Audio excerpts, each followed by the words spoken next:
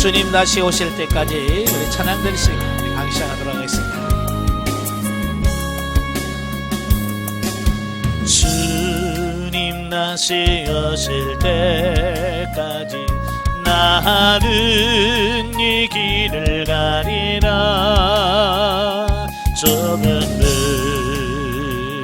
좁은 길 나의 십자가 지고 나의 가는 이 길 끝에서 나는 주님을 보리라. 영광의 내 주님 나를 맞아주시리. 주님 다시 오실 때까지 나는 일어나 달려가리라. 주의 영광 온 땅 덮을 때 나는 일어나 노래하리. 내 사모하는 주님 온 세상 이루시라. 내 사모하는 주님 영광의 왕이시라. 아멘. 기도하겠습니다. 은혜로우신 아버지, 우리가 사는 시대를 말세를 하옵니다. 말세 중에서도 이제 끝부분에 왔다고 생각합니다. 하나님, 이 말세에 사는 우리가 정말 깨어있어 정신을 차리고 근신하여 주님 오실 날을 준비해가는 우리 삶이 되어지게 하옵소서. 이 시간부터 요한계시록의 말씀을 상고합니다. 주님께서 우리의 지각을 열어 주옵소서. 우둔한 저들의 마음을 열어주셔서 하나님의 계시를 밝히 깨달아서 하나님의 말씀대로 지켜 행하는 우리가 될 수 있도록 도와주옵소서. 시종은 주님께 맡겨오며 예수님의 이름으로 감사하며 기도합나이다. 아멘. 예, 이 시간에는 우리 마지막 요한계시록을 같이 볼 텐데요. 교재 198페이지 198페이지를 보시면 요한계시록의 서론적 이해가 나옵니다. 1제목, 본서의 계시록이란 제목은 본서 1장 1절에서 나오는 그 계시, 아포칼립시스라고 하는 낱말에서 유래가 되어졌어요. 예. 근데 이 아포칼립시스라고 하는 구원이라고 하는 계시라고 하는 말은 조직 신학적 용어에서 나오는 말이고요. 신학적 성서 신학적 용어는 묵시라고 할 수 있어요. 그래서 어찌 보면 이 계시록이라기보다는 묵시록이라고 하는 편이 훨씬 더 잘 어울린다라고 이렇게 볼 수 있는 거죠. 자, 어쨌든 이 본서를 하나의 서신서의 하나로 분류하지 않고 이처럼 계시록이라고 따로 명명한 이 책은 본서가 비록 외면적으로는 당시 소아시아의 7교회에 보내지는 서신의 형태를 취하고 있지만 그 근본 성격상 여타 신약 서신서와 달리 소위 묵시 신학서에 해당된다라고 하는 어떤 그런 부분 때문에 따로 구분해 놨다라고 할 수 있겠어요. 한편 헬라 원전에서 본문의 제목을 아포칼립시스 이오안누, 즉 요한의 계시다라고 이렇게 되어 있어요. 자, 그러나 엄격한 의미에서 보면 요한의 어떤 계시가 아니라 예수 그리스도의 계시라고 해야 마땅합니다. 그죠? 예, 예수 그리스도께서 말씀하시고 보여주신 바로 그런 부분이라고 볼 수 있겠죠. 왜냐하면 본서는 예수 그리스도의 계시가 요한에 의하여 되었기 때문이라고 하는 사실이에요. 그러나 그 헬라의 그 원전의 제목을 따라서 우리가 요한계시록이라고 붙여져 있다라고 하는 것을 기억하시면 좋겠고요.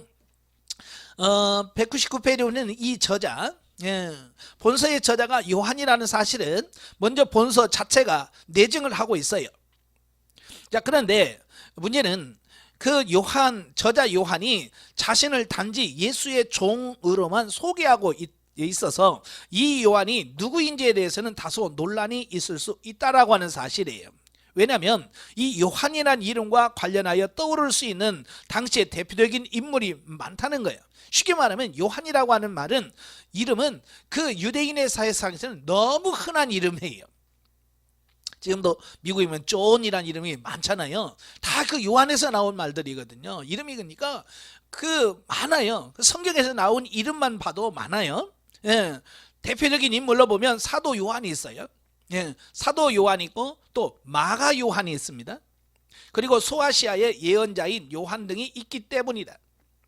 그러나 요한이 자신을 단순히 예수의 종으로만 소개하고 있다는 점은 오히려 그가 당시 초대교회 교인들 사이에 널리 알려져 있는 바, 이처럼 자신을 단순히 소개하여도 곧 사도적 권위를 인정받을 수 있는 인물이었다라고 하는 것을 시사해주고 있습니다. 그래서 우리가 잘 아는 사람들에게 뭐 특별한 소개합니까? 안 합니까? 안 하잖아요. 그죠? 처음 만났을 때 아유 저는 누구고요, 어디 살고요, 뭐 어디 목회하고요, 이렇게 말하잖아요. 그죠? 다 아는데 제가 여러분에게 소개할 때 뭐라고 소개합니까? 저는 소개 안 해도 그냥 안녕하세요 그러면 다 안단 말이에요. 왜? 우리는 다 이미 알고 있기 때문에. 그러니까 사도 요한도 너무 익숙하고 잘 알려져 있기 때문에 그냥 자기 자신을 소개하면서 그냥 예수의 종, 그래도 다 알아먹는단 말이에요. 왜? 너무 유명하고, 예? 다 너무 잘 알려져 있기 때문에 그렇다라고 하는 거예요. 그리고 요한이 뭐라고 그래요? 스스로를 복음 증거로 인하여 유배당한 자라고 밝히고 있다라고 하는 거예요. 그래서 사도 요한이 말년에 로마 제국의 제10대의 황제인 도미티안 시대에 반모섬으로 유배당했다는 사실과 잘 맞아갑니다. 예, 따라서 본서의 저자는 사도 요한, 요한이라고 우리가 볼 수 있겠죠. 자, 본서 저자가 사도 요한임을 보여주는 외증, 외증은 그 초대교회 교부들의 기록도 풍부합니다. 순교자인 저스틴도 그리스도의 사도 중 요한이라 이름하는 자가 계시록을 기록했다라고 증언을 하고요. 또 이레니우스라든지 알렉산드리아의 클레멘트, 히폴리투스, 오리겐 등도 각자의 저작에서 한결같이 본서의 저자가 사도 요한이라고 언급을 하고 있다라고 하는 거예요. 자, 한편 오리겐의 저자인 디오니시우스가 AD 250년경에 사도 요한의 저작설에 대하여 처음으로 의문을 제기합니다. 그리고 현대 이르러까지 본서의 사도 요한 저작설을 부정 내지 회의하는 자들이 많이 있었다라고 하는 사실이에요. 그러면 이 디오니시우스가 반대한, 이건 요한이 쓴 것 같지 않다라고 말하는 주장을 보면, 요한복음과 요한서신서 등에는 자신의 이름이 밝혀지지 않는다는 거예요. 요한복음에도 요한이 썼다라고 자기 자신을 밝히지 않아요. 그런데 요한계시록에는 분명히 자기 자신을 밝힌다는 거예요. 이건 지금까지 썼던 성경과 좀 다르다는 거예요. 요한이 썼던 것 같고. 또 요한복음과 요한서신서 등에는 그 내용 및 문체에 있어서 상호 유사점이 발견되지만 요한계시록에서는 그 유사점이 발견되지 않는다라고 주장을 합니다. 그래서 본서의 사도 요한 저작서를 부정합니다. 그리고 또 현대신학자인 모올이라는 사람도 요한복음과 요한서신의 매끄러운 헬라어 문체와는 달리 요한계시록의 헬라어는 문법을 무시한 불완전한 부분들이 많이 있다는 것을 들어서 요한계시록이 사도 요한의 저작일 수 없다라고 주장을 합니다. 그러나 자, 실질적으로 요한계시록의 그 성령의 영감을 받아들이는 오늘날 모든 학자들 역시 그 저자로서 사도 요한을 받아들인다. 하지만 에라스무스, 루터, 또 쯔빙글르 같은 이런 종교 개혁자들도 그 요한의 저작권에 대하여 의문을 제기한 바 있습니다. 왜냐하면 이 계시록에 그리스도의 문자적인 천년 통치에 대하여 가르치고 있기 때문입니다. 그러니까 무천년을 주장하는 사람들 입장에서 보면 이 요한계시록이 안 맞아요. 그들은 무천년설, 천년은 없어. 그 예수 그리스도 초림 때부터 마지막 존망까지 이게 천년왕국이야 라고 하는데 성경에는 분명히 천년왕국을 문자적으로 지지하고 있다 그 말이에요. 그래서 이거 사도 요한이 쓴 것 같지 않다라고 하는 의문을 제기하고 있죠. 한편 사도 요한은 바울이 최종적으로 에베소를 떠난 직후인 대략 AD 65년경 사도 바울이 개척하고 성장시킨 에베소 교회에 당도합니다. 그래서 그때부터 도미티안 황제의 통치하인 AD 95년 반모섬에 유배될 때까지, 그리고 거기서 풀려나와서 새로이 네르바 황제가 즉위하여 AD 96년 유배가 풀린 후에도 다시 에베소로 돌아와서 만 100세를 일기로 세상을 떠날 때까지 사역한 곳이 어디냐? 에베소라.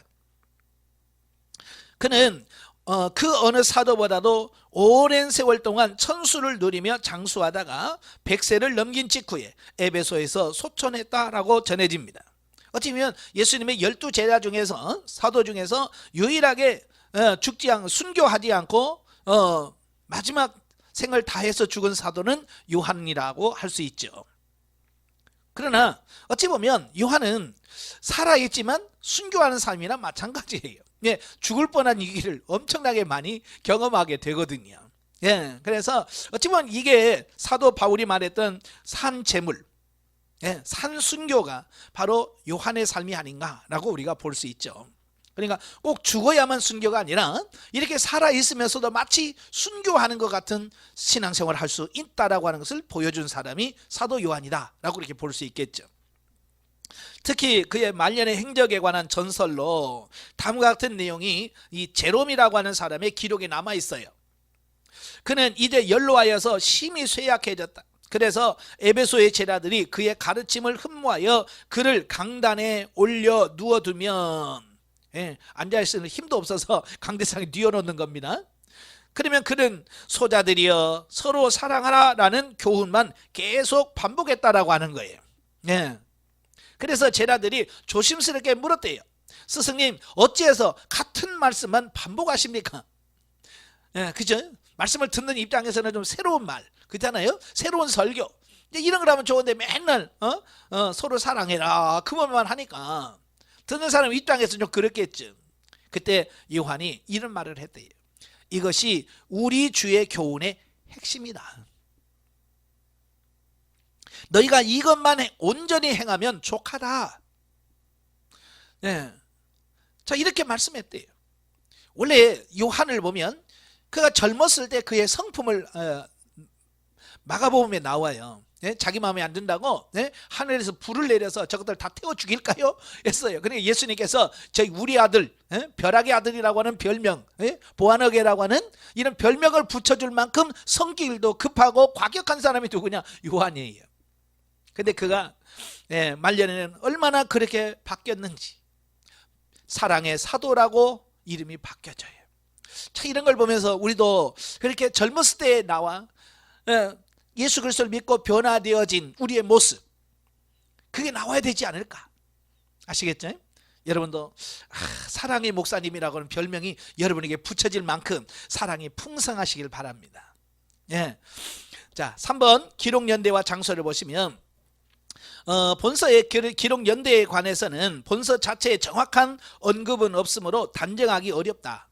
그러나 요한이 예수님의 복음을 증거하다가 로마 정부에 의하여 반모라는 섬에 유배했다는 언급으로 비춰볼 때에 본서가 로마 제국이 기독교를 극심히 박해하던 시기에 기록된 것만은 분명하다라는 거예요. 그래서 성경학자들이 보니까 기독교를 박해한 왕들이 크게 4명이 나와요. 클라우디우 황제, 그 다음에 네로 황제, 그 다음에 베스파니아누스 황제, 그리고 도미티아누스 황제 시대로 이렇게 기독교를 핍박했던 황제들이 4명이 나와요. 자, 그러나 이 가운데 가장 비교적 많은 학자들이 지대를 받고 있는 견해는 무엇보다도 이 마지막 4번째, 이 도미티아누스 때다라고 하고 있다는 겁니다. 그 이유는 뭐냐? 그 리옹의 주교였던 이레니우스가 그의 저술에서 요한계시록은 오랜 옛날이 아닌 바로 도미티아누스 치세에 기록되었다. 요한은 도미티아누스에 의하여 반모섬에 유배되어 있었다라고 기술하고 있기 때문이라는 거예요. 또 그 밖에 클라우디우스와 네로, 베스파니우스는 기독교 박해가 비교적 각 황제들의 개인적인 이유에서 비롯된 것이었던 반면에 이 도미티아누스의 기독교 박해는 황제 숭배 정책이 로마 정부의 본격적인 정책이 됨에 따라서 보다 공격적이고 대대적인 성격을 지닌 박해였음도 본서의 기록 연대를 도미티아누스 치세 당시로 보는 견해를 지지해주고 있다라고 하는 사실이에요. 그러니까 이상의 사실에 의해 볼 때 본서는 요한이 그 반모라는 섬에 유배당했던 도미티아누스 치세 때의 반모섬에서 기록되었을 가능성이 제일 커요. 예. 그런데 그 이레니우스와 일명 교회사의 아버지라고 불리는 가이사랴의 유세비우스 등의 기록을 보면 요한의 그 반모섬 유배는 도미티아누스 치세 말기인 AD 95년에 시작되어서 네르바 황제가 즉위한 AD 96년 사이 약 1년 남짓의 기간이다 라고 말하고 있어요. 따라서 본서는 그 반모섬에 유배되었던 95년부터 96년 사이에 반모섬에서 기록되었다라고 이렇게 볼 수 있겠죠. 그러면 이제 기록 동기와 배경, 요한계시록은요 그 기록 과정과 양상에 있어서 여러 성경과 뚜렷이 구별되는 특징들이 있습니다. 다른 여타 성경도 성령의 감동으로 다 기록되어 있죠. 그래서 모든 성경은 성령님의 감동으로 기록된 거예요. 1차적으로는 각 성경 기자가 각자의 삶의 자리에서 다양한 배경과 동기로 기록을 한 것인 반면에 본서는 우리 주 예수님께서 직접적으로 보여주시고 또 기록하라고 명한 묵시들을 요한이 기록한 것이다 라는 사실이에요. 즉 계시의 주체이신 삼위 하나님의 입장에서 볼 때 여타 성경 기록이 간접성이 있다면 이는 직접성을 가지고 있다라고 말해요. 왜? 보여주고 기록해라 라고 말씀해서 기록했기 때문에 그런 거죠. 물론 구약의 일부 예언서들도 직접성이 다소 있습니다. 그러나 요한계시록처럼 절대적이지는 못하다. 따라서 사실 본서의 집필 동기와 배경은 저자 요한이 본서를 기록하게 된 동기와 배경에 대한 이해라기보다는 궁극적으로는 예수님께서 본서의 묵시들을 주시고 기록해 하신 동기와 배경을 이해하고자 하는 측면이 더욱 크다 하겠다. 그러니까 본서의 동기는 왜 예수님께서 이걸 보여주고 기록해라고 하셨는가라고 하는 것을 보는 것이 더 빠르다라고 하는 사실이에요. 자, 한마디로 본서의 묵시들은요 그 예수님께서 승천하시고 오순절 강림으로 교회가 태동을 하죠. 예. 그러면서 교회가 태어나면서부터 유대주의자들의 온갖 질시와 박해, 또 각종 이방 종교 사상의 도전을 이겨내고 이제 AD 90년경에 이르러 로마 전역에 확산되어졌습니다. 그때 로마 정부가 전 제국적 차원에서 대박해를 시작하면 물론 교회 내에서도 이단 사설들이 끊임없이 성도들을 유혹하고 있었던 위기 상황을 배경으로 주어지고 기록된 것이다 라고 하는 사실이에요. 그러니까 이때는 이 교회는 외적으로는 정부의 대대적인 박해가 있고 내부적으로는 이단들이 들어와서 계속해서 교회를 어렵게 만드는 그 상황에서, 힘들고 어려운 상황에서 주어진 말씀이다 그 말이에요. 즉 이런 위기 상황에서 무엇보다도 먼저 교회에게 역사의 종말과 그에 따른 교회와 세상의 상이한 운명을 제시함으로써 교회가 세상 안에서도 세상에 휩쓸리지 않고 그 신앙의 순결을 유지하여 교회의 원형을 유지하게 하고자 주어지고 또 기록된 것이다 라고 말씀해 주고 있습니다.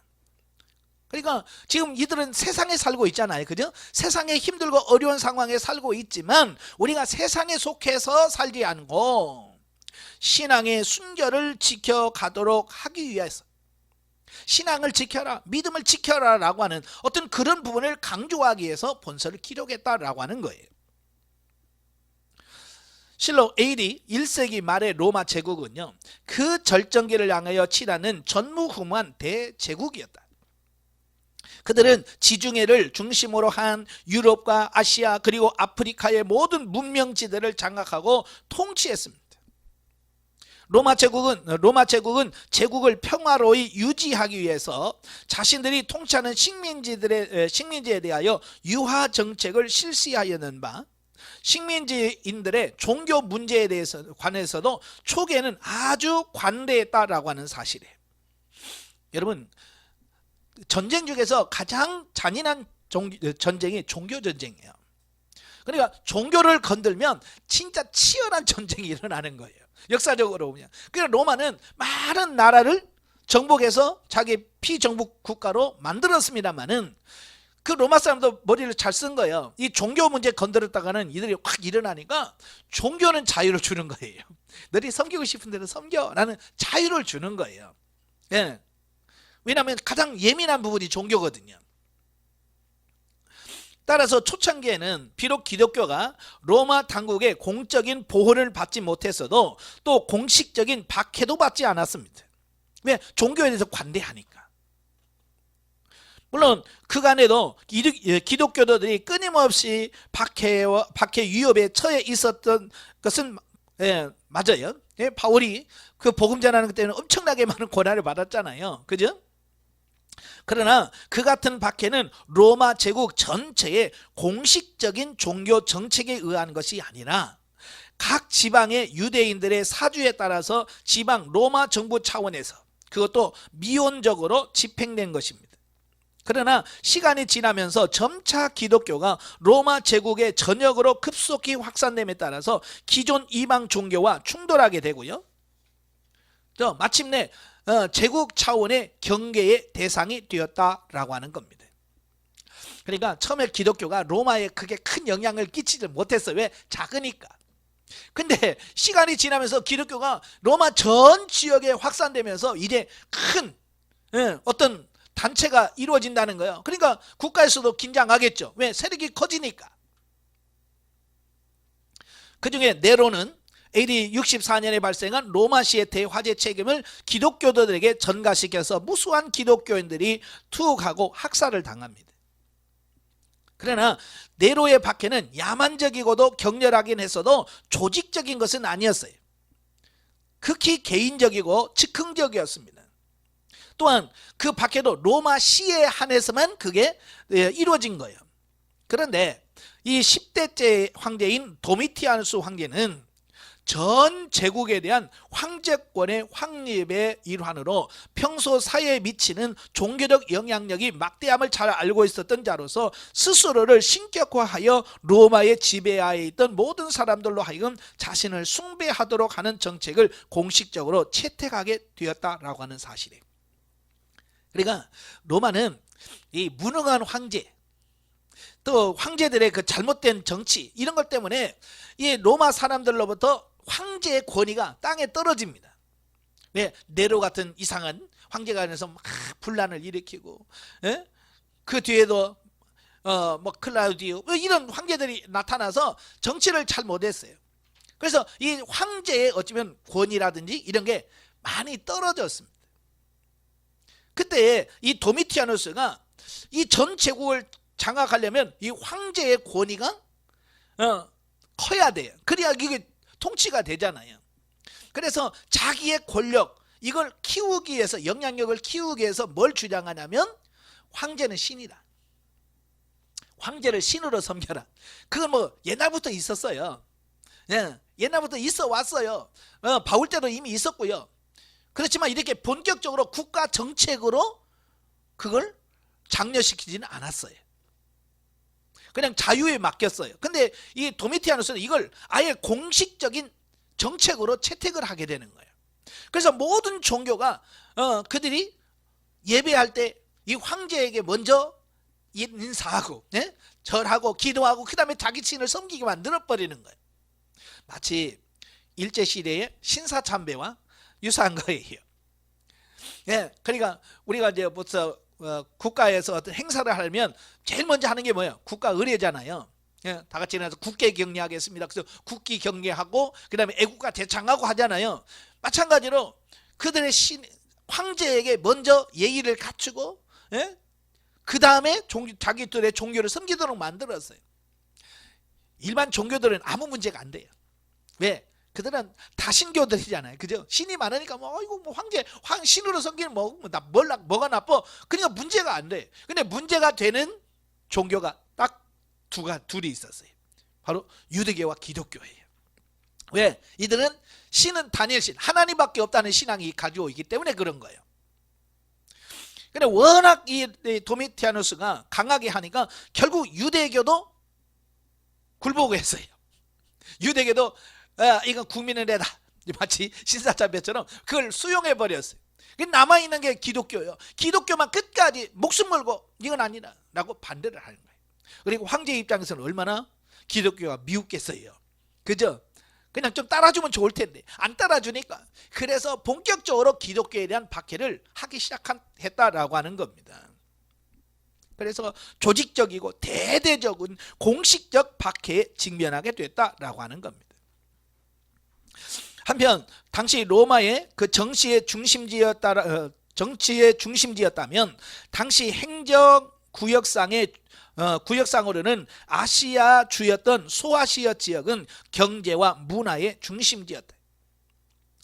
그러기에 이 지방에 대한 로마의 관심이 지대할 수밖에 없었다. 그래서 이 황제 숭배를 위한 신전들이 가장 빠르고도 대규모로 세워진 지방이 어디냐? 바로 이 소아시아 지방이네. 지금도 그러죠.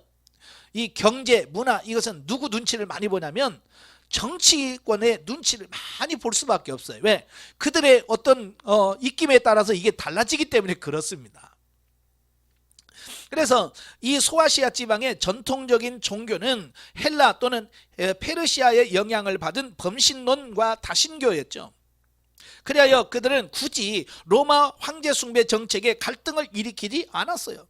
그들은 뭐 신으로 섬기는 문제가 안 됐어요. 심지어 유대교도자도 황제를 위해 기도할 것을 결의하여 로마 제국과의 마찰을 교묘하게 피해갔습니다. 그러나 소아시아 지역의 기독교에는 처음부터 죽기를 각오하고 황제를 신격화하여 숭배하는 것을 거부했다라는 거예요. 그래서 로마의 입장에서 보면 기독교는 반역자인 거예요.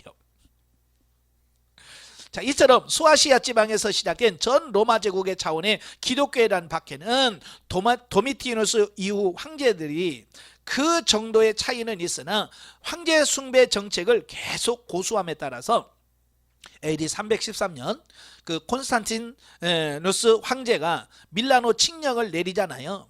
그래서 기독교를 공식적인 로마의 종교로 인정하기까지는 그 강약의 차이는 있었지만 계속 기독교는 박해를 당해 왔었다라고 볼 수 있습니다. 왜냐하면 황제는 계속 황제 숭배를 강조하고 기독교는 반대하고, 시간이 한 200년 넘게 계속 그런 과정, 정부는 핍박하고 교회는 계속 반발하는 어떤 이런 과정들을 거쳐오게 되었다라고 하는 사실이죠.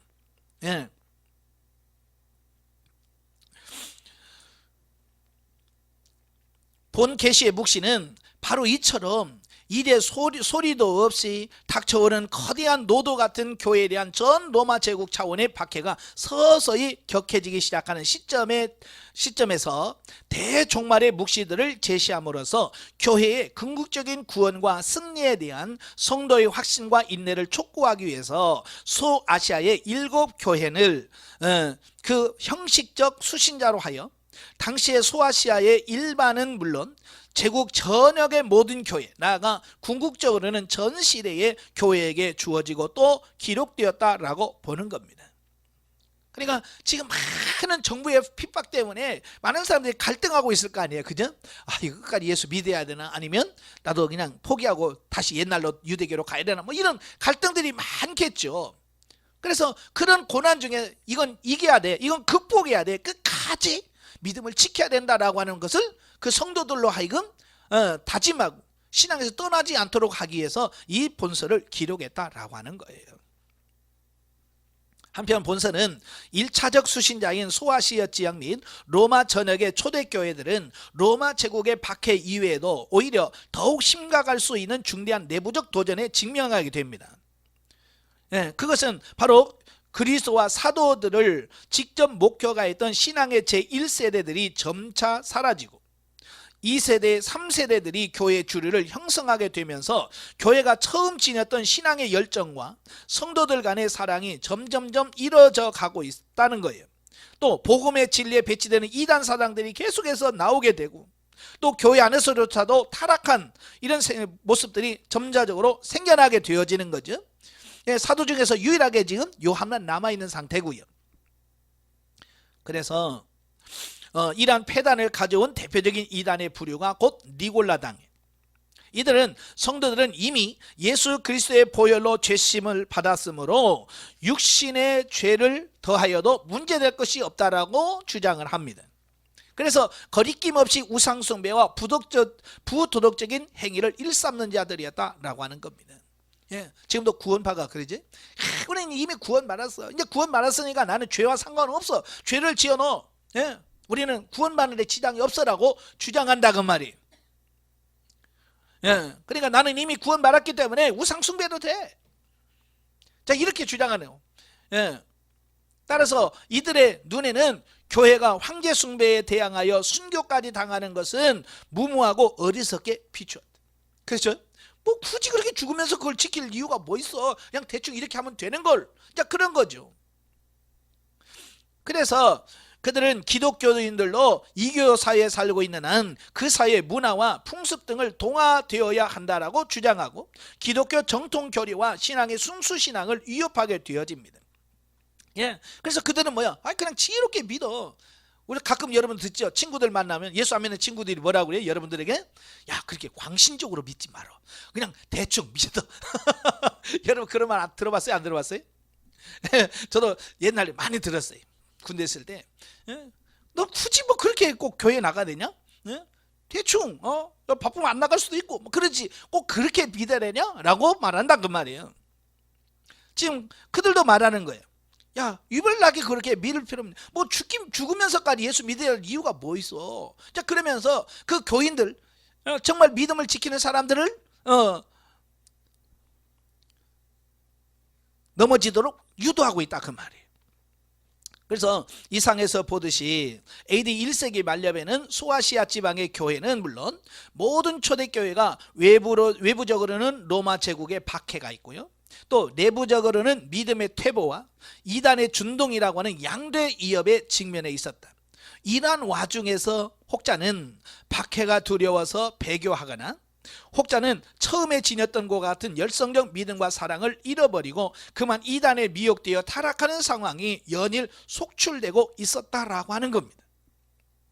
그리하여 우리 주님은 당신의 부활 승천하여 하늘에 있는 동안 현 세상과 현 세상의 공중권세 잡은 사단의 세력은 잠시 더 유지될 것이나, 이는 그들이 그대로 영원할 것이어서가 아니라 다만 당신이 이미 성취하신 구속사역의 복음을 오고 오는 세대의 택한 성도가 모두 다 믿고 회개할 충분한 시간을 주시기 위해서 선악을 엄격히 구분하는 최종 심판을 유보하셨기 때문일 뿐이며, 마침내 때가 이르면 현 세상과 사단의 멸망과 징벌을 받을 것인 반면 성도는 신천신지의 천국에서 구속사역의 최종 실현으로서의 천국 구원을 누릴 것이라는 구속사의 궁극적인 미래에 대한 계시를 주고자 하셨다라고 하는 겁니다.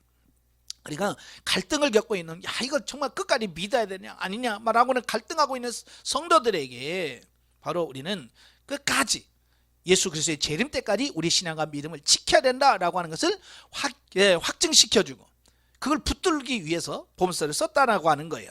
즉 현 우주와 역사의 분계 및 심판의 과정과 그 최종 결과 등 소위 종말론의 핵심 묵시들을 보여줌으로써 그 역시 유한자에 불과한 성도 각자가 이들을 의지하여 당장 눈앞에 보이는 세상에 속지 않고 세상의 핍박과 유혹을 이기고 천국을 지향하는 역동적 삶을 살 수 있는 힘과 용기를 주시고자 하셨다라고 하는 사실이에요. 자, 우리도 그렇잖아요. 이제 신앙이 조금 식어지고 떨어졌을 때 교회에서 부흥회하고 막 그러면 어때요? 성도들이 막 말씀 듣고 기도하면서, 야, 정말 제대로 살아봐야지, 내가 너무 그랬구나, 이럴 수 있잖아요. 그죠? 바로 억제되고 용기를 잃어가는 그들에게 힘을 주고 격려를 주고 그들을 붙들어 주시려고 이 본서를 기록했다라고 하는 거예요. 자, 그리하여 실로 신비와 웅대를 구하는 대묵시들을 사도 요한에게 보여주사 이를 성경의 마지막 책으로 기록하여 만대의 성도들에게 전하게 하셨다라고 하는 겁니다. 예. 지금 우리도 마찬가지지. 많은 사람들이 신앙생활하면서도 하나님의 나라와 그 종말적인 심판을 바라보지 못하고 그냥 당장 눈에 보이는 현세, 그죠? 이 현재 살고 있는 이 현세에 매여 가지고 거기서 허우적거리고 있는 우리들의 모습을 본다 그 말이에요. 그러니까 요한계시록은 바로 세상에 매여서 그렇게 살고 있는 우리들에게 야, 세상에 그렇게 매이지 말어. 영원한 하나님의 나라, 영원한 천국을 바라보면서 살아라고 하는 우리의 삶의 방향을 제시해 주는 책이다라고 볼 수 있는 거예요. 자, 5번 계시록의 특징을 보면 첫째, 본서는 그 문학 장르상 구약의 에스겔서, 다니엘서, 스가랴서 등과 같이 고도의 상징성을 가진 난해한 환상들을 비유적 의미를 가진 형식과 체제로 기록한 묵시 문학에 속한다. 그 중에서도 본서는 첫째, 가장 포괄적인 대종말을 중심한 전 역사의 지평을 보여주며, 둘째, 철저하게 그리스도 중심으로 일관하고 있고, 셋째, 성경 묵시 문학 중에서도 그 묵시의 구조나 배열에 있어서 가장 조직적인 체계를 갖고 있는 특징을 갖고 있다라는 겁니다. 자, 두 번째, 본서는 히브리서, 야고보서, 베드로서와 요한이서 및 3서, 유다서 등과 같이 그 정경성이 오랫동안 논란의 대상이었던 소위 신약 7서서 중에 대표적인 책이기도 하네. 그러니까 정경으로 인정할 때, 신약 27권을 성경으로 정경으로 인정할 때 이걸 대야 되냐 말아야 되냐라는 논란을 가진 책이 7권 있어요. 그 중에서도 어찌 보면 가장 오랫동안 논란을 가졌던 책이 바로 요한계시록이다. 그런 거예요. 왜냐하면 영적인 세계와 미래들을 기록하니까 그걸 이해가 안 되니까, 그죠? 여러분 요한계시록 읽으면 이해가 잘 돼요? 참 난해한 부분들이 참 많거든요. 그러니까 그런 것 때문에 이걸 성경으로 정경으로 인정을 해 말아 많이 갈등을 했겠죠. 그 다음에 네 번째는 계시록은 현 세상 역사 자체는 분명 하나님과 사단, 선과 악에 대립하는 이원론적 체계로 파악하지만 그 기원과 종국적 미래에 있어서는 절대 초월자 하나님의 단일 창조설, 그리고 하나님이 마침내 사단을 전멸하고 하시고 선을 세우실 것을 보여줌으로써 궁극적으로는 오직 이원론적 세계관을 제시해주고 있다. 그러니까 헬라 철학은 악의 세력과 선의 세력, 이 양대 세력이 있어서 이걸 갈등하는 걸로 보여집니다. 그러나 결국은 하나님이 모든 것을 통치하시고 다스린다라고 하는 이런 이론론적인 세계관을 이 요한계시록은 제시하고 있다라고 하는 거예요. 다섯 번째, 본서는 그 묵시문학의 구성상 많은 숫자를 상징적으로 사용하는 중에 특히 7이라고 하는 기본적인 숫자를 많이 사용한다라는 겁니다. 여섯 번째, 여타 신구약 성경이 모두 다 주로 예수님의 초림에 관한 약속 또는 초림하신 예수님의 사역과 교훈을 다루지만 본 계시록은 성경 66권 전체 중에서도 가장 포괄적이고도 강력하게 그리고 일관되게 재림하실 예수님의 사역에다가 초점을 맞추고 있다라는 겁니다. 자, 그 다음에 209페이지 보시면 신학적 이해. 1. 요한계시록의 그리스도. 성경 전체가 다 예수 그리스도를 주인공으로 한다고 그랬죠. 예. 그러면 이 요한계시록에서 말씀하는 그 예수 그리스도의 모습은 어떤 모습일까? 9페이지 밑에서 7번째 줄 보면 한편 계시록은 전 성경의 말미에서 전 성경 계시의 결론으로 당신께서 재림하셔서 일단 성취하신 구속사역의 공로에 따라 이미 천국 구원을 확정받았으면서도 당신이 재림하시는 그날까지는 이 세상에 더 살면서 끊임없이 핍박과 유혹에 직면해야 할 만세대의 교회와 성도들에게 끝까지 인내하며 그 신앙의 순결을 지켜 마침내 궁극적인 구원을 얻을 수 있는 힘과 용기를 얻게 해 주시고자 이제 당신의 구속 사역을 천국 구원으로 최종시키러 오실 당신의 재림을 전후해서 일어날 궁극적인 대종말 전후 사건을 직접 계시하여 주신 책으로 그리스도의 상을 정리해보면, 계시록에 나타난 예수님은 첫째, 계시의 중심이신 그리스도. 자, 단적으로 구약은 구속사역을 성취하시기 위하여 초림하여 오실 그리스도에 대한 약속입니다. 그죠? 구약은 오실 거다. 네, 여자의 후손 메시아가 올 거야. 이게 구약의 내용이에요. 그럼 신약은 뭐냐? 초림하셔서 일단 구속사역을 성취하신 그리스도께서 새로이 당신이 재림하사 그 구속 사역을 최종 실현시키고 마침내 천국을 개설하시겠다는 약속이 신약입니다. 이는 곧 신구약과 이를 기록한 신구약 성경 모두가 그리스도를 중심한 계시임이 분명하다. 그죠? 구약도 중심은 예수 그리스도고 신약도 중심은 예수 그리스도라고 하는 사실이에요. 자, 이 사실은 그 위치는 물론 그 내용에 있어서도 자신의 구속사역이 천국 구원으로 최종 실현하는 대종말 기사를 집중 보도함으로써 인간 구원의 섭리를 보여주는 신구약 전 성경의 결론이라고 할 수 있는 본서의 전체에 걸쳐 더욱 강력히 제시됩니다. 자, 요한은 먼저 본서 기록을 시작하면서 뭐라고 말하냐면 예수 그리스도의 계시다라고 정의를 하고 있어요. 이는 곧 본서의 모든 계시가 그리스도로부터 말미암는 것임을 의미하는 동시에 본서의 모든 계시의 내용이 대종말과 관련된 그리스도의 사역을 중심한 대종말의 묵시라고 하는 사실을 의미합니다. 그러니까 요한이 자기 생각이나 자기 어떤 것을 통해서 이걸 기록한 것이 아니고 이건 전부 예수 그리스도께서 보여주시고 우리 알려주신 계시다라고 하는 부분에다 초점을 맞추는 거예요.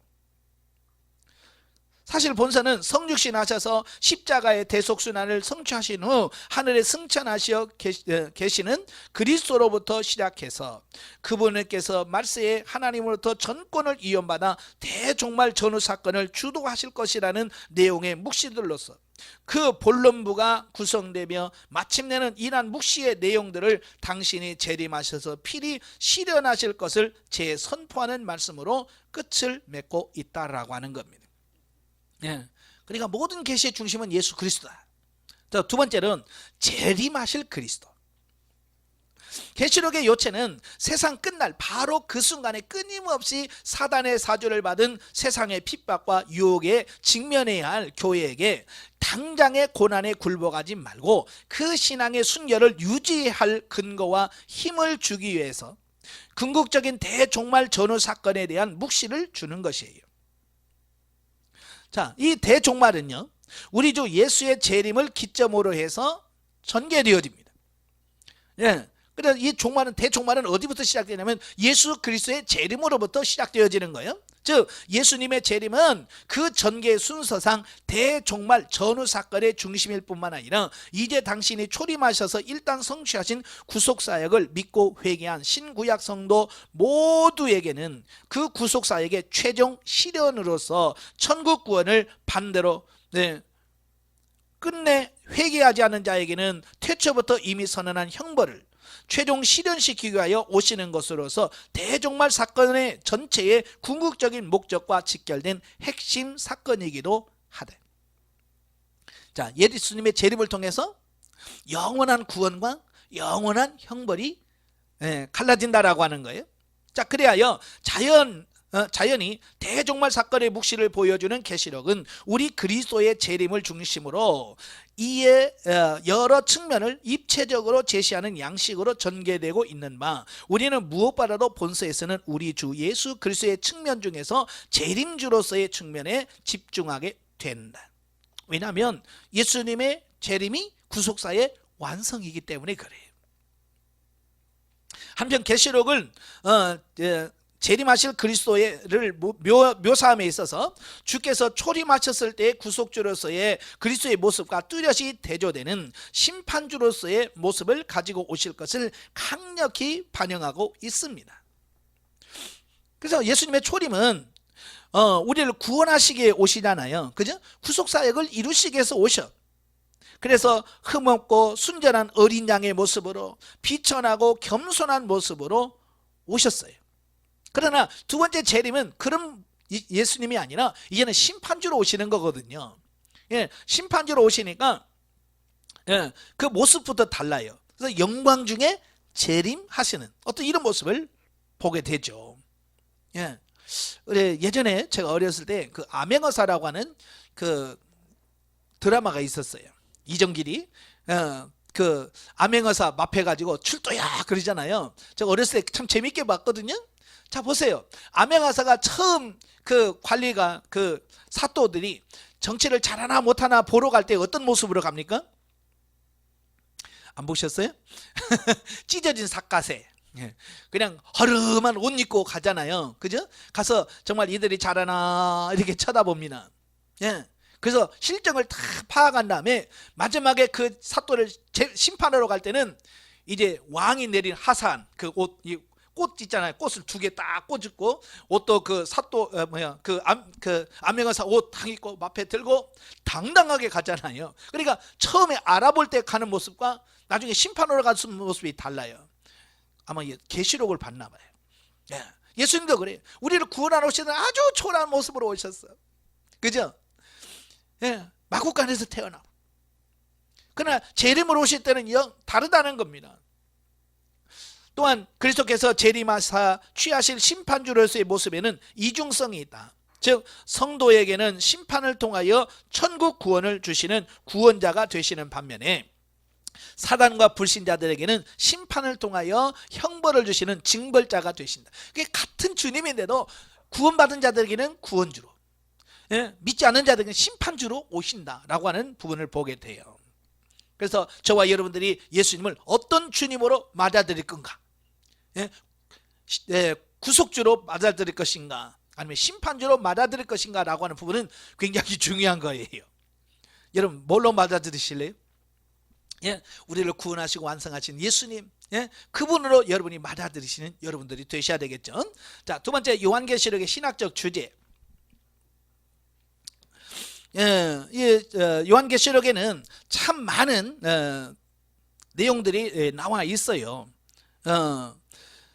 계시록은 AD 1세기 말경에 소아시아의 그 7교회를 형식적 수신자로 해서 1차적으로는 로마 제국의 대박해의 위협은 물론이고 사단의 사주를 받은 각종 이단들의 각종 유혹에 직면한 초대교회 전체에 보내진 교훈과 위로의 책입니다.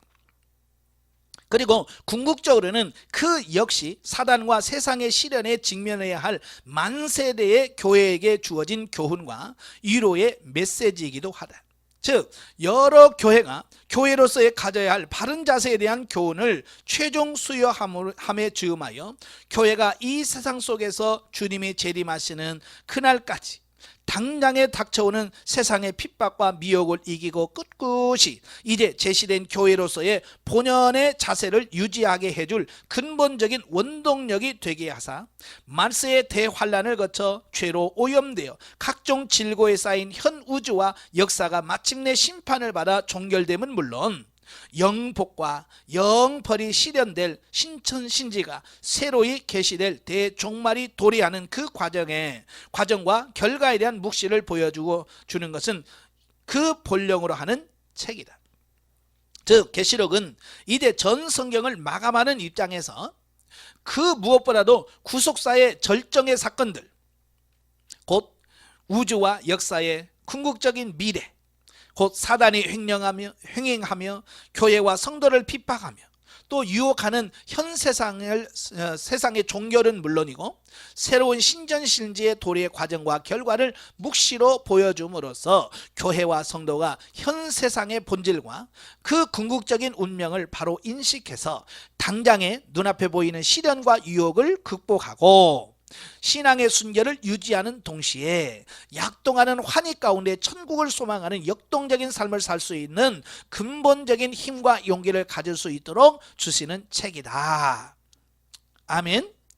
그러니까 이 요한계시록은요, 어찌 보면 말세에 사는 우리들에게 막 협박하고 위협하고 뭐 두렵게 만드는 책이 아니에요.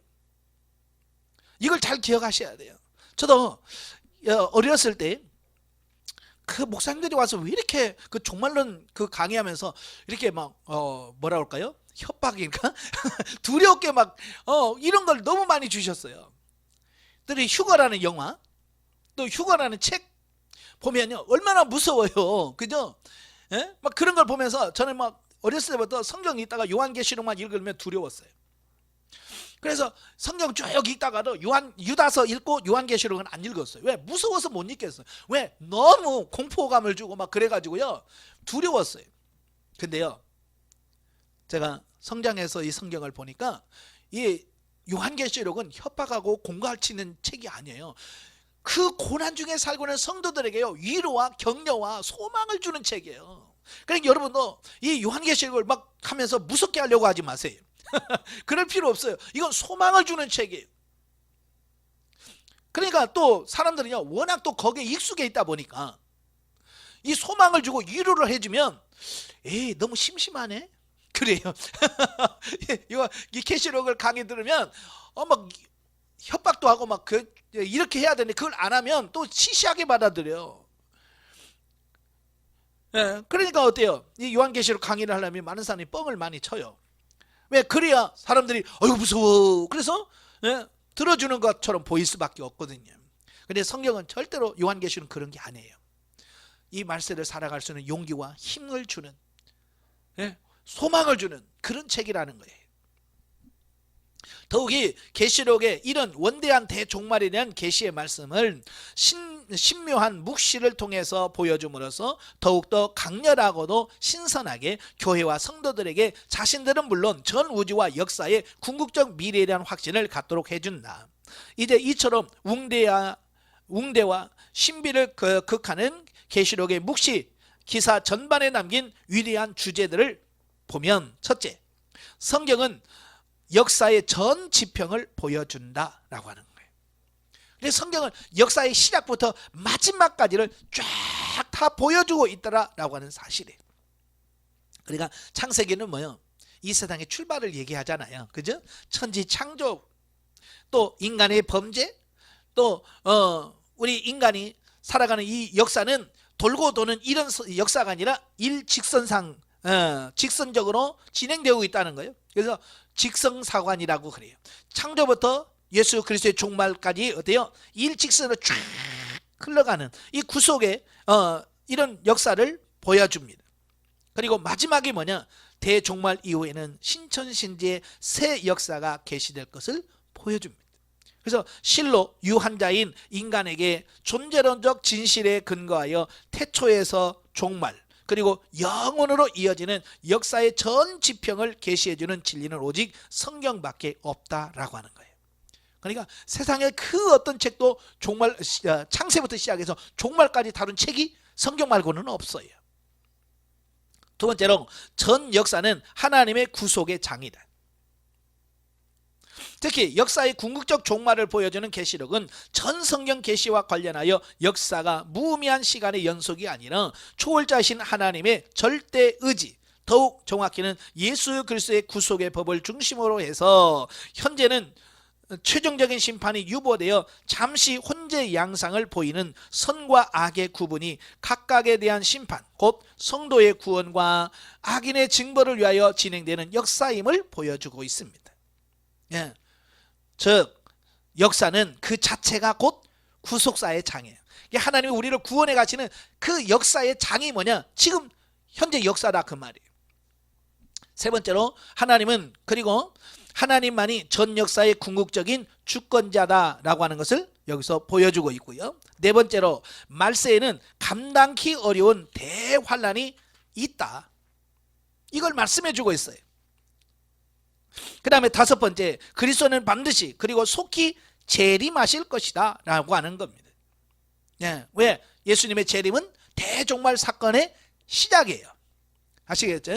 그래서 반드시 예수님은 재림하신다. 그 다음에 여섯 번째, 사단과 그를 추종하는 악령들은 영벌을 받게 된다. 사단만 그렇습니까? 그를 따르는 하나님 온전히 믿지 않은 모든 사람들도 역시 같이 심판받게 되어진다는 거고요. 7번째, 현 세상은 필히 종말을 맞이할 거다라고 하는 겁니다. 많은 사람들이 이 세상이 멸망하지 않을 것처럼 생각하잖아요. 그죠? 예? 예수님 당시도 그랬고요. 초대교회 당시도 이 세상이 어떻게 망해? 세상은 절대로 안 망해. 예. 이 세상은 망하지 않을 거라고 생각을 하면서 삽니다. 그러나 성경은 뭐예요? 특별히 요한계시록 반드시 망한다는 거예요. 그래서 태양도 빛을 잃고 달도 빛을 잃고 우주의 체질이 풀어지는 때가 온다 그 말이에요. 8번째, 세상 끝날에는 최후의 대심판이 있다라고 하는 거예요. 지금 그러니까 우리가 살고 있는 이 세상에 심판이 잘 안 일어나죠. 그죠? 어찌 보면 이 세상이 불합리한 것처럼 보여. 악하고 막 이런 사람들 잘 먹고 잘 살고, 그죠? 예수 믿고 정말 말씀대로 살려고 하면 힘들게 살고. 그러니까 많은 사람들이 예수를 잘 안 믿으려고 그래. 왜? 예수를 잘 믿을수록 힘들어. 그러니까 안 믿으려고 한단 말이에요. 그런데 예수님께서 왜 그럴까? 최고의 심판이 있기 때문에 그때 다 우리가 행한 대로 우리가 어떻게 삶을 살아야 될지 다 심판하실 거예요. 그래서 주님은 지금 우리에게 심판을 미루고 계시는 것 뿐이지 심판이 없다는 말이 절대로 아닙니다. 예, 반드시 심판하실 거예요. 단지 지금은 유보된 상태다라고 하는 거고요. 9번째, 현 역사의 종말은 신천신지의 새 역사로 이루어질 것이다 라고 하는 겁니다. 그러니까 그냥 이 세상은 그냥 끝나 없어지는 게 아니라 영원한 신천신지로서 이어진다라고 하는 것을 말씀해주고 있습니다. 그래서 저와 여러분들은 뭐 죽으면 끝인데 그 생각하지 마세요. 예? 이 세상이 망하면 끝이 아니에요. 그 이후에 영원한 형벌과 영원한 복이 있다는 거 꼭 기억하시고요. 우리 선택을 잘 하셔야 돼. 자, 217페이지에 오시면 3 요한계시록과 현대성도 예수님의 재림을 전으로 연속되어 마침내 현 세상의 종결과 신천신지의 도래로 귀결될 대종말을 보도하는 요한계시록이 현대 시대, 현대 사는 성도들에게 주는 메시지가 뭘까? 바로 한마디로 도도히 흐르는 전 역사의 지평 안에서 우리 각자의 존재론적 이치를 명료히 인식하고 삶의 자세를 새로이 가다듬는 데 결정적인 정보를 제공한다는 데 있다라고 하는 거예요. 그러니까 우리가 세상에 젖어서 막 그렇게 살다가 요한계시록 딱 읽는 순간에 이렇게 살면 안 되겠구나. 그죠? 이렇게 살면 영원한 심판이 있구나. 이걸 인식을 하고 우리의 삶을 되돌아보게 하고 우리 삶을 다시 한번 재정립하는 어떤 그런 계기를 마련해 준다라고 하는 사실이에요. 즉 본서는 현대 성도들에게 특히 창세기의 천지창조와 강력히 대비되어서 하나님에 의하여 창조되었으나 죄성으로 오염된 현 세상과 그 역사가 맞을 종국적인 미래를 보여줌으로써 전 역사의 지평에 대한 원대한 조망 위에서 구속사적 역사관 및 세계관을 수립하고 나아가 그에 의거한 구속사적 인생관을 새로이 할 것을 촉구하고 있다라고 하는 겁니다. 그러니까 지금 현대 신앙 많은 사람들이 신앙생활을 하면서 이 구속사적 인생관 이게 정립이 안 되어 있다 보니까 아직도 육신적인 삶이 좋고 이 세상적인 삶이 좋아요. 그래서 여전히 땅의 것 현세적인 이 삶에다가 초점을 맞추고 살아간다 그 말이에요. 그래서 예수를 믿으면서도 매일같이 고민하며 갈등하는 것이 뭐예요? 언제 나는 내 집 하나 마련할까? 뭐 이런 거 있잖아요. 그죠? 나는 어떻게 목회자들은 어떻게 해요? 나도 누구처럼 좀 번번한 건축하는 건물 하나 쳐서 거기다 교회 개척해서 이런 걸 꿈꾸면서 이 세상에다만 초점 맞추고 산다 그 말이에요. 이 계시록을 통해서 우리의 사고와 인생관을 바꾸셔야 돼요. 아시겠죠?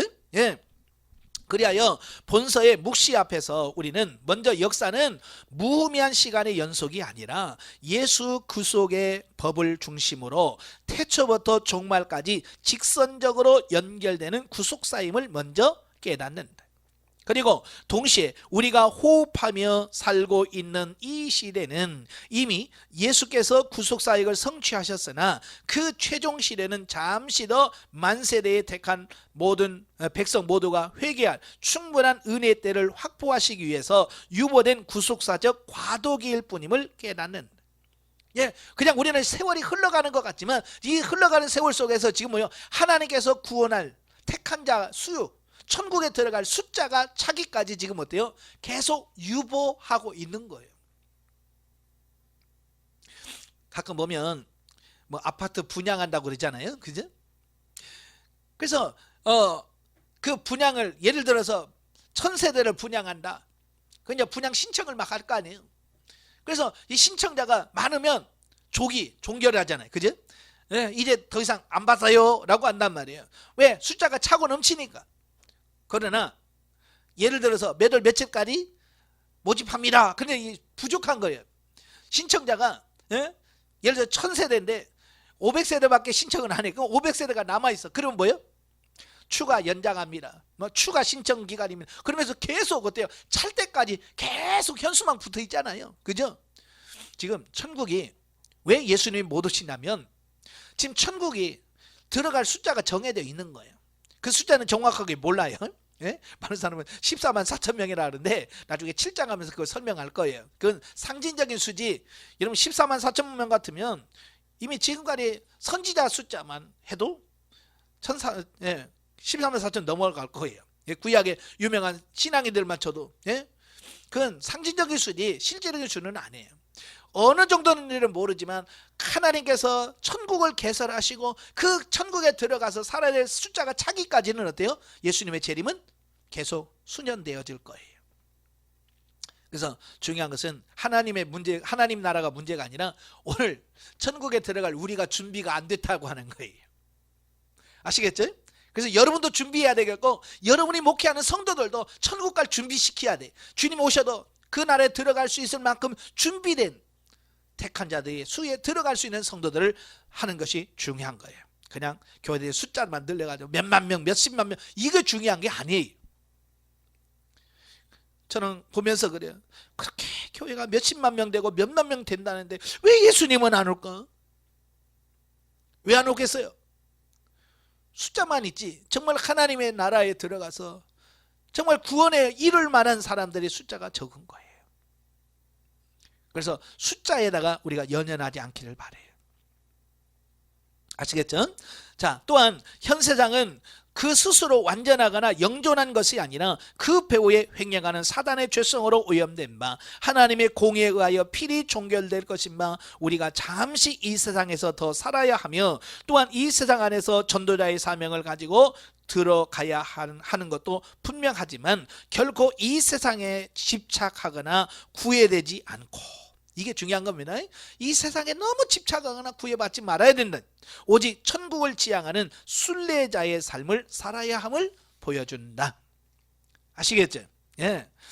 특히 그 도래 과정 중에 범우주적 대환란과 최후 심판을 필히 포함하는 대종말 도래에 대한 우리 주 예수님의 분명한 선포 앞에서 우리는 다음 매 순간이 전 역사의 종말은 물론 우리 각자의 죽음을 통한 개인적 종말일 수도 있는 바, 다음 매 순간을 종말로 알고 하나님 앞에서 바른 자세를 지키는 소위 실존론적 종말의식 또는 종말론적 신적 의식을 갖고 사는 것만이 현대 성도가 가져야 할 인생관의 본질임을 거듭 확인해 줄 수 있다. 여기서 실존론적 종말의식이라고 하는 것은 뭐냐면 이 세상의 삶이 영원하지 않다는 것을 인식하고 사는 거예요. 아시겠죠? 이 세상은 나그네구나. 그 영원한 게 아니구나. 언젠가 끝이 있구나. 자, 이런 인생관을 가지고 살아야 돼요. 그 다음에 종말론적 신전의식, 오늘이 나의 삶의 마지막이라고 하는 어떤 그런 종말론적인 의식을 갖고 신앙생활을 해야 된다, 그 얘기예요. 자, 구속사적 예입니다.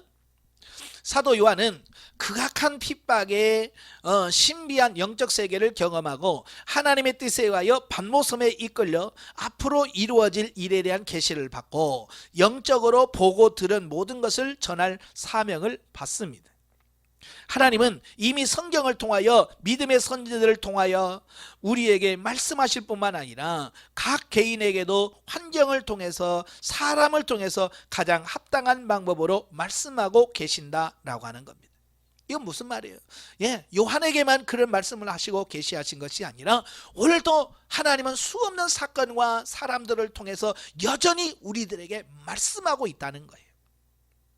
그죠? 특히 목회자들은 바로 그 하나님의 말씀을 듣고 성도들에게 하나님의 말씀을 전할 수 있는 이 사명이 목회자에게 있는 거예요. 그러니까 우리가 하나님의 음성을 먼저 들어야 돼. 그죠? 하나님의 음성을 들어야 바로 전할 거 아닙니까? 근데 우리가 하나님의 말씀을 듣지를 못하는 거예요. 그러니까 하나님의 말씀을 듣지 못하니까 하나님의 말씀을 바로 선포하지 못하는 겁니다. 그래서 우리 목회자들이 먼저 영적으로 깨어나야 돼. 영의 눈이 열려서 봐야 되고요. 영의 귀가 열려서 들어야 돼. 그래야 보고 들어야 우리가 보고 들은 것을 바르게 전달할 수 있다라고 하는 거예요. 하나님께서 보는 모든 계시의 궁극적인 목적은 인간을 하나님께로 인도하는 것이다. 이게 예수님의 목적이야. 하나님의 목적은 뭐냐? 구원이에요. 모든 백성들을 회개시켜서 하나님께로 구원하는 것이 목적이에요. 하나님 성경의 모든 계시는 예수 그리스도를 중심으로 하고 있고, 구약은 앞으로 오실 예수 그리스도를 예표하는 하나님의 계시고, 신약은 오신 그리스도를 나타내 보이는 계시다. 성경 전체가 예수 그리스도의 주인인 거죠. 그래서 본서에서는 이 그리스도의 재림과 이 세상의 종말, 또 영원 천국의 모습을 계시하고 있다. 이는 그 당시 박해를 받는 모든 교회에 대한 격려와 위로의 말씀이며, 동시에 말세지마를 사는 거듭난 성도들에게 날마다 우리의 삶이 구원과 심판이 있음을 깨닫게 하여 영적 각성을 촉구한다. 아멘. 이거 중요한 거예요. 그래서 이 성경을 읽으면서 우리가 깨달아야 돼. 각성해야 돼. 내가 이런 식으로 살면 안 되는구나. 내가 이렇게 신앙생활을 하면 안 되는구나. 내가 이렇게 목회하면 안 되는구나 라고 각성하고 깨달아야 돼요. 그래서 하나님이 원하시는 삶으로 살아지는 이 부분이 매우 중요한 거예요. 자, 넘겨서 영적 이해 보도록 하겠습니다. 자, 본서는 교회의 존립과 가장 가혹한 박해로 고난당하는 성도들에게 하나님께서 함께 하시며 믿음과 위로와 소망을 주시기 위해서 요한을 통해서 주신 말씀이다. 아까도 말씀드렸어요. 겁주려고 쓴 책이 절대로 아니에요. 성도들을 겁박하고 협박하려고 주는 책이 아니에요. 이 말씀은 또한 실현된 종말론의 시한부적인 삶을 살고 있는 모든 성도들에게 유한한 이 땅에서의 삶을 어떻게 살아야 할 것인가를 깊이 상고하게 해준다. 그래서 마지막 때 이 성경을, 이 요한계시록이 중요한 거예요. 정통교회에서 이 계시록을 해야 되는데 이 정통교회에서 계시록을 안 해요. 많은 목회자들도 뭐라고 그래요? 이 요한계시록은 칼빈도 주석을 안 썼어. 그냥 함부로 하면 안 돼. 그래서 일반 우리 정통교회에서 이 요한계시록을 강의를 안 해요. 그러니까 신천지 같은 저런 사람들이 계시록 언약이라고 그래서 엉뚱한 얘기를 하잖아요. 그러니까 많은 사람들이 우리 교회에서 제대로 설교를 안 하니까, 성경을 계시록 안 가르쳐 주니까 그 이단에 빠져가지고 저렇게 헤매는 거잖아요. 우리 목회자의 책임이 커요. 아시겠죠? 그래서 여러분들이 요한계시록을 많이 읽으시고 바로 깨달아서 성도들에게 그 말세에 어떻게 살아야 되는가라고 하는 부분을 명확하게 가르쳐 줘야 돼. 우리는 종말에 대한 진리를 바르게 이해할 필요가 있다. 본서에서는 이 세상 나라와 하나님 나라의 삶을 상징적으로 보여줍니다. 그래서 이 땅에서의 매일의 삶이 얼마나 귀하고 가치 있는지를 알고 삶의 자세를 진리로서 세워가야 한다는 것을 영적으로 이해할 수가 있다. 자칫 요한계시록을 강의하다 보면 이 세상에서는 뭐 관심 없고 오직 저 천국만 바라보고 막 주님 어서 오십시오, 요것만 가지고 살으라고 강조하기 쉬운데 그게 아니에요. 그 미래를 준비하기 위해서 현세가 있는 거예요. 아시겠죠? 그러니까 현재 사는 우리의 삶이 중요한 거예요. 내가 지금 어떻게 살고 있느냐가 결국 영원한 천국에서 어떤 삶을 살 거냐가 결정되어진다는 거예요. 그러니까 지금 엉망으로 살면 주님이 재림하셔도 우리는 상이 없어요. 이거 기억하셔야 돼요. 그래서 지금 오늘 하루하루를 살면서 정말 주님 맞을 준비를 하면서 예수님이 슬기로운 5처녀와 미련한 5처녀에 대한 비유를 설명하잖아요. 그냥 마냥 기다린다고 되는 게 아니에요. 10처녀가 똑같이 신랑을 기다려요. 그러나 5처녀는 슬기로워서 준비를 하면서 기다리는 거고 5처녀는 그냥 기다리기만 하는 거예요. 우리 마냥 기다리는 미련한 5처녀가 되면 안 됩니다. 진리 안에서 바르게 세워질 때 고난과 환난이 와도 풍파와 역경에 좌우되지 않고 참된 소망과 위로 가운데 승리하는 삶을 살 수 있다. 그래서 영성훈련 하시다 보면 정말 영성이 잘 되신 분들은 어떤 문제가 와도 흔들리지 않아요. 감사하면서 가요. 근데 이 영성이 형성되지 않은 사람은 맨날 목사님 어떡해요? 백사님 어떡해요? 맨날 그러면서 흔들려요. 제대로 신앙이 세워지지 않아서 그래요. 먼저 우리는 구원받은 백성으로서 늘 감사하며 자신을 진리 가운데 흔들리지 않도록 세우며 구원받지 못한 문 영혼들을 위하여 늘 중보하고 말씀을 선포하고 이웃을 돌아볼 수 있는 성숙한 신약인이 되어야 될 줄로 믿습니다. 기도하겠습니다. 은혜로우신 아버지, 오늘도 귀한 말씀을 들었습니다. 우리가 요한계시록 참으로 어려운 말씀이긴 합니다만은 그러나 우리들에게 꼭 필요한 말세에 주어진 하나님의 계시의 말씀이기에 이 말씀을 읽고 깨닫고 정말 내가 그렇게 살 뿐만 아니라 우리들에게 맡기는 영혼들에게 정말 진리의 말씀을 선포해서 영원한 천국을 준비하고 살아갈 수 있도록 하는 우리들이 다 되어질 수 있도록 도와주시옵소서. 예수님의 이름으로 감사하며 기도합나이다. 아멘. 하나님께 감사드립니다.